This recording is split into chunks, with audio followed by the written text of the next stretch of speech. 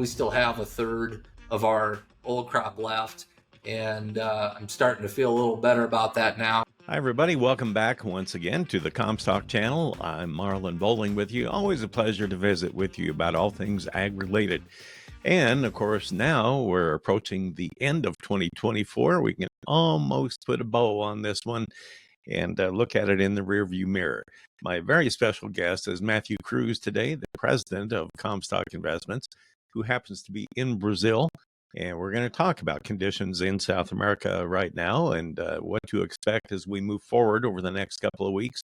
Matthew, we're starting to get into kind of the prime part of the growing season already, aren't we there? Well, yeah, it depends on where you're at. I mean, I'm getting videos sent to me on my cell phone from combines rolling in Mato Grosso, but there's some people that got after it really early, planted really early, but by and large, the bulk of the soybean harvest isn't going to begin until late January in Mato Grosso and in the center west region. I know we have talked in the past, the recent past here, about some concerns that the trade had. They kind of built in a little bit of weather premium back into the soybean market, and it seemed to be based on some concern about Argentina production this year. Brazil so far seems to have been going through the growing season pretty well unscathed. But if you don't mind, let's take a look at some of this information related to Argentina's soybean production. In fact, we have a map here, and you've outlined where the major production areas are. Explain this, would you? Well, yeah, I mean, to provide some context, we've rallied about 50 cents or so off of our most recent lows in the March contract. I think we're down to 9.50, and we traded back up over $10 today, but it looks like we've sold off here at the moment. But a lot of that has to do with a drying trend in parts of southern Brazil and in Argentina. So this is a growing region. Shows kind of where the production is concentrated in Cordoba and Buenos Aires region are kind of the bigger regions. So I just wanted to highlight what's going on there.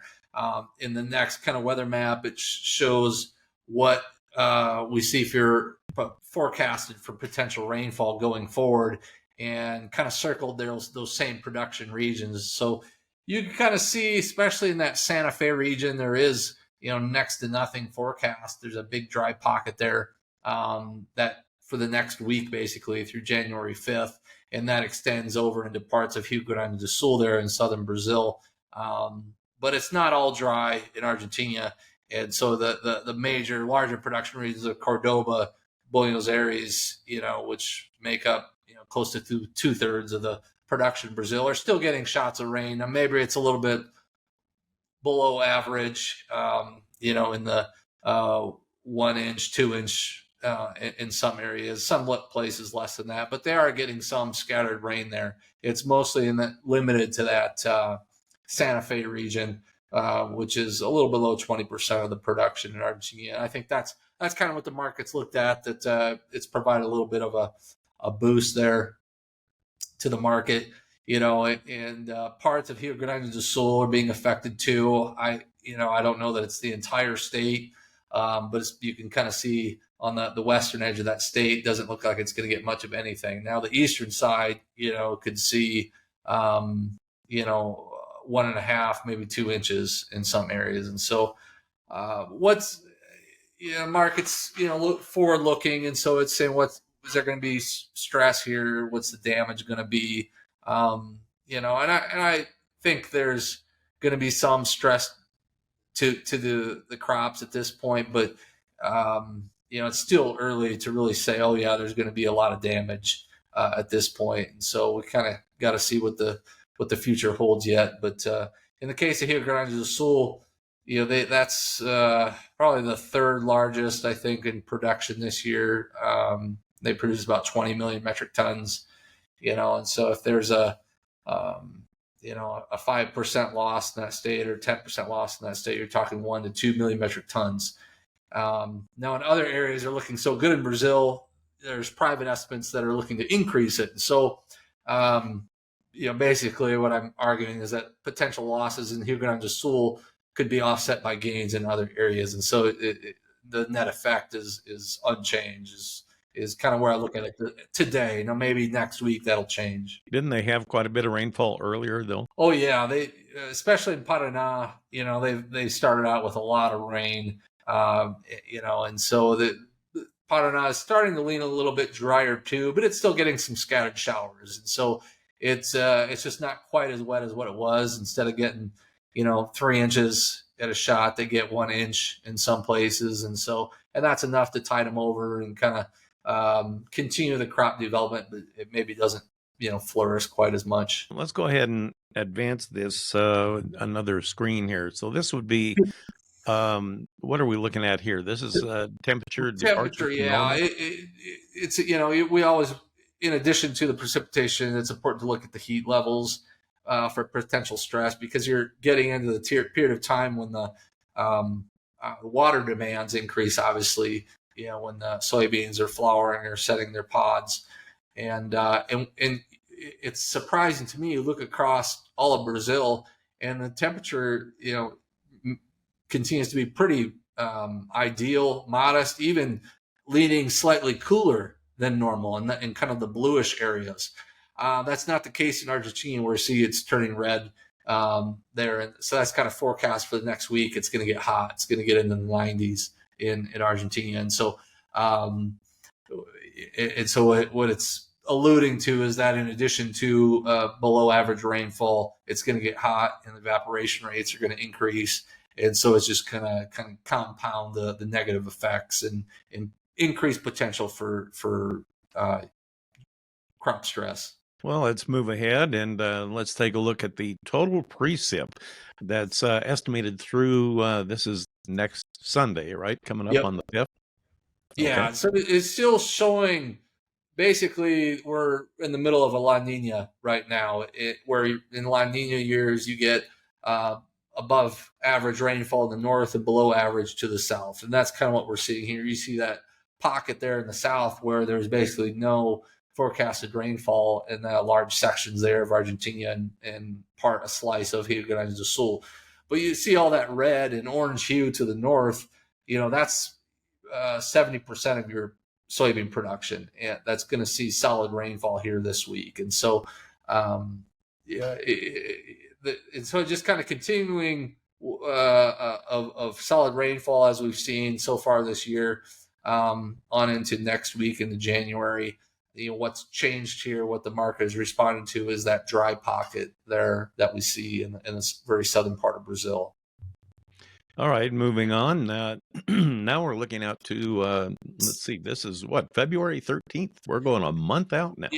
Yeah, so just trying to look at, well, how long is this going to last, right? What's going to change? And so this is, obviously, the longer you go out, the less accurate these forecasts become. But this is, looking out into mid-February. And by that point, the soybean crop, the bulk of it will be made, especially in the center-west region. Now, the places in southern part of Brazil that are playing a lot later, but you're going to have the harvest going in full force by then. It's still showing kind of that same wet trend, above average rainfall in the northern part of Brazil, and that southern part of Brazil is going to continue dry. And so we shouldn't, I guess, expect anything really to change from what's happening at this point. It's just, we're going to have to be really laser focused and look at are they getting enough hand to mouth to get the crop going, or are we going to see the crop turn backwards there in the southern part of Brazil? But at least in the northern part, which is still going to make up the bulk of it, you're going to see adequate rainfall, surplus of moisture. Great information there. Also, I believe that you have put together, let me go ahead and bring this up here. I believe you put together kind of an average of what the rainfall in the key growing state of Mato Grosso is like. And let's go ahead and take a look at that. This is fascinating to me. I mean, that is a huge difference from month to month here. Yeah, so you can just kind of see most people focus a lot on Mato Grosso just because this is the largest production state. And so you can see that yellowish line is basically the 3-year average for rainfall there. And you kind of see in our summer months, is their dry season. So they don't expect to get pretty much anything. But if you look at the this latest year, 2024, in the red, you can kind of see in October, November, December, it's well above last year, and it's matches or slightly higher than the average rainfall, and so they're already at through Christmas they were just over 10 inches of rainfall for state average, and so at the moment, the point is they're still doing very well in Mato Grosso, and it's kind of the primary production state. So now, when you look at this, I guess mentally you have to figure, where is harvest here between January and March, kind of in the rainy period, or not? yeah, I mean, basically they're fighting the rains. They want it's a love-hate thing. They want the rain to stop just enough so they can get the soybeans out and then get the second crop corn in, but not too much, because once they get the second crop corn in, then it needs another rain to germinate and take off. And so they're just going to be planting in between the rains. It's nothing new. That's how they do it. It's all no-tilled, and so that helps give a little bit of residue, and they can get in.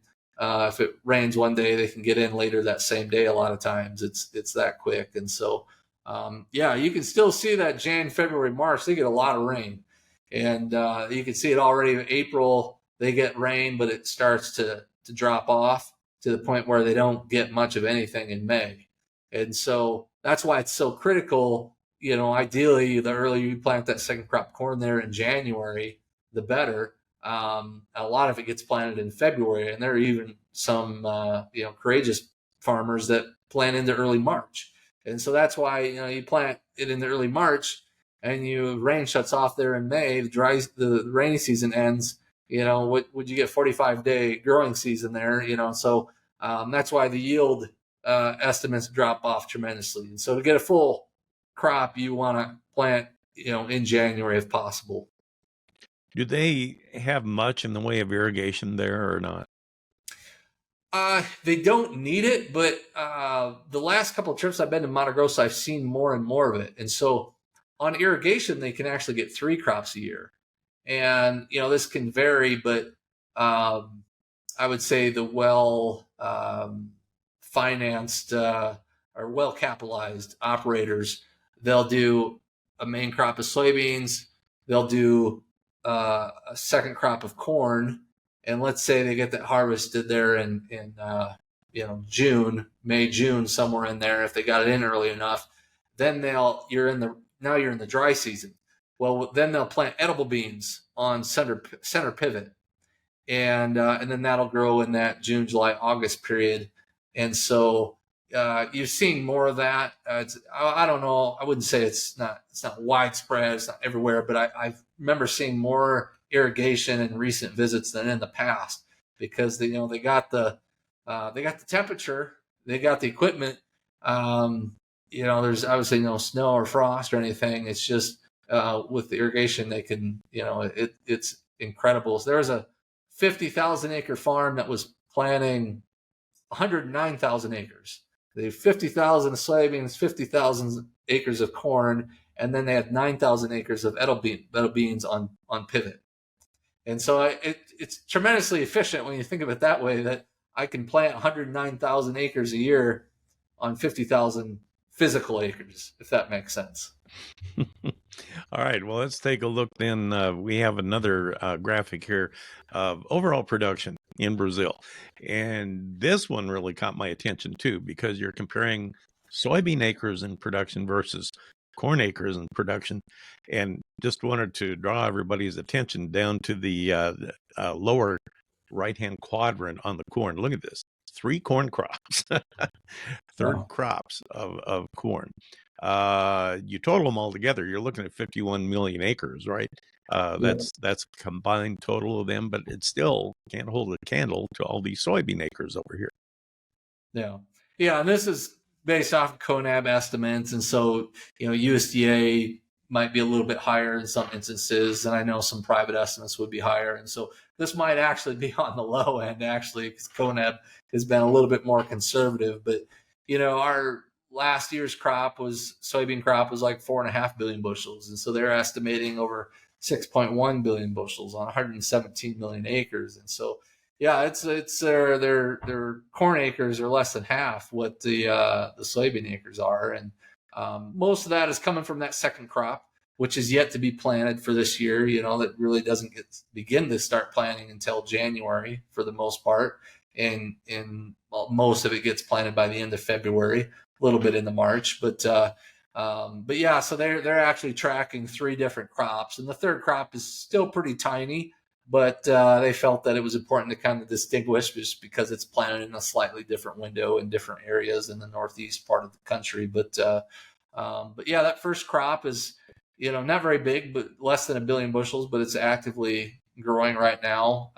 Here in the state where I'm at, Minas Gerais, I think has become the largest grower of first crop corn. And then Rio Grande do Sul is also a very large producer in the south. Uh, but yeah, there's different ways you can look at that. You can also say, man, oh boy, what if they're planting 117 million acres of soybeans and only 51 of corn? Is it so far fetched to say, hey, they could get up to 100 million acres of corn production someday? They're only planting less than half of their soybean acres to corn. And so I didn't come up with the average here either, but it's probably 90 bushels or less for their yield average. Just getting a yield bump of 10 or 20 bushels per acre, would also make a big difference. So there's a lot of potential there yet, but it just kind of gives you a good snapshot of what's going on in Brazil. Now, I believe you said earlier that the first crop of their corn, basically, it's all used domestically, though that's not a threat to us. Yeah, that's primarily used for feed. It's not exported, or at least not very much. And so there's a lot of feed demand, and especially in the southern part of Brazil. Like even on our own farm, all of our corn that's growing right now, that's all going to go to silage for our dairy. And so I feel like that's pretty common, and so it's their excess corn, I should say, is what comes from the second crop, and so they don't begin that harvest until June, and you know, so the exports really don't start to take off till July, August, all their excess corn that they produce. Now, do they have a name for their third crop of corn? I know their second crop is called safrina, but I just wondered if they had an identifiable name for the third one or not. No, just not that I'm aware of, just the third crop. Yeah, yeah, it's pretty small yet, but there might be a lot of Brazilians that don't know much about it. But I know Conab, they differentiate it. That there's a third crop, and but it has potential to grow too. I don't know that it's going to turn into the huge crop that the second one is, but it has potential to grow too. So, really, I mean, I wanted to get your thought on the marketability of this year's crop, not only for Brazil, but what's left of the U.S. crop that we have to sell here. Have you changed your attitude any based on the way the South American production looks right now?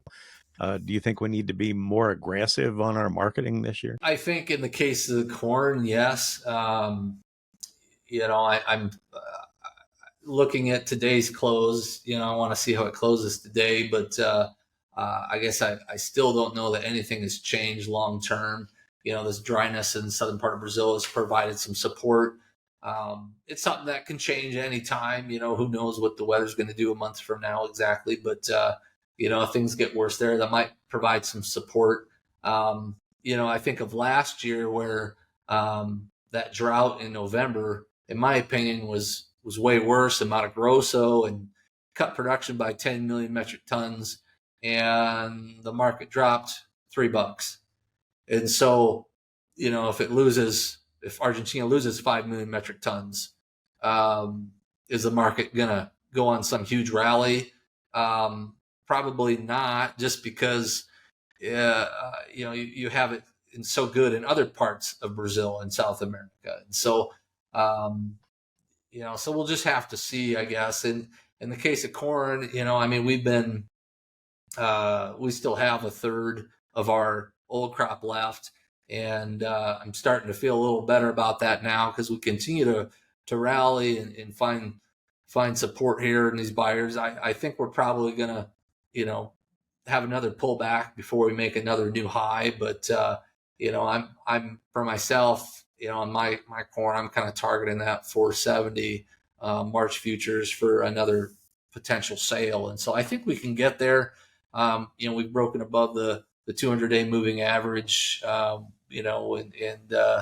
so yeah, I think there's still reason to move higher yet, but I'm still long term. I think what's going to happen is, we've got to find a balance, right? And if corn prices start to look too good, well, then for next season, everyone's going to want to overdo it again. We're going to plant too much corn, and so by the time you get to the acreage report there in March, and this becomes a talking point, where analysts in the market are saying, "Oh boy, we're gonna overdo this. We're gonna plant 2, 3, 4 million more acres of corn than last year." Well, that's going to start to weigh on the market again, and so I think in these next 60 days, I think will be critical where we're going to want to wrap up our old crop sales while looking at doing some additional 2025 sales ahead of time, and kind of reward this rally. I think that's going to be important, but it's still frustrating because, I know my cost of production, I mean, it's probably in that 450 bushel area, and that's the profitability still evades us, unfortunately. And so, not that, but the market doesn't care what my break even is, right? And so I kind of have to face reality and say, kind of cut losses and do the best I can and just try and farm another year. Well, I guess the thing that I'm kind of concerned about myself is we're rapidly approaching the time where it's going to be hard to actually build much of any weather premium back into the market now, because it looks like we're already getting very close to where the crop is made in Brazil for soybean. For the soybean crop, I mean, for the corn crop, you still have a lot of time yet. Who knows what's going to happen in the planting season for that? But yeah, I think the critical growing window, you have another 30 days or so for soybeans. For by the end of January, early February, you're gonna catch a lot of the major growing production where it's filling pods for the case of the soybeans yet. But so there's a little. I don't want us to get too ahead of ourselves, but yeah, by February 1st, the focus is going to shift then from the soybean crop to the corn crop that'll be going into the ground. Well, before I let you go, and we're going to wrap up our discussion of 2024 here. First of all, I wish you and yours all the best for a happy new year. Have a safe one out there. Wanted to get your thoughts on a big event we have coming up. In Des Moines, Iowa, in February, we have what they call the Family Farm Masterclass. It's put on by Comstock. We have some terrific speakers lined up. We've been doing some little features on who's going to be there. And I just wondered, give me 30 seconds or 60 seconds of what our attendees at that event can expect out of this year's event. I should say next year's event, but coming up in February here.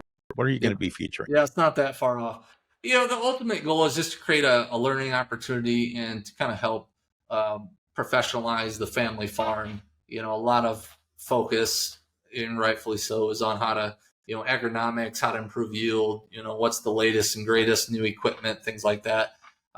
This is more of a focus on succession planning and entrepreneurship and helping bring in the next generation.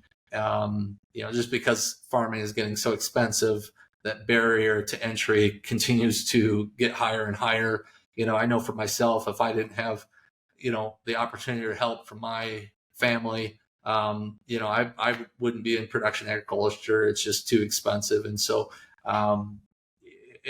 just kind of we're providing case studies and discussion and not, we have some really professional speakers, but we even have a farmer panel of other, I would call successful farmers that I've been through this sort of thing, kind of been through this transition, a farm transition, I guess. And so, when prices are good and corn $7, people are celebrating, but it's really you're in these challenging times like we're at now. It's really when we need to buckle down and kind of focus on how are we, preparing the next generation, because we can't just expect them to just hop in and take over and flourish, with the way commodity prices are. And so are we doing everything that we can to kind of prepare the next generation? And something encouraging to me, I had spoken with a couple of people that were going to be attending the event, and they've been at it before at a previous session, and they enjoyed it so much they want to actually bring the spouse and maybe the whole family, because they thought it was that important. And like you said, it'll involve discussion about succession of the farm and that sort of thing. So I guess, you're looking at it with the entire family in mind anyway. Oh yeah, absolutely, absolutely. And so, as we move on from generation to generation, there's more siblings, and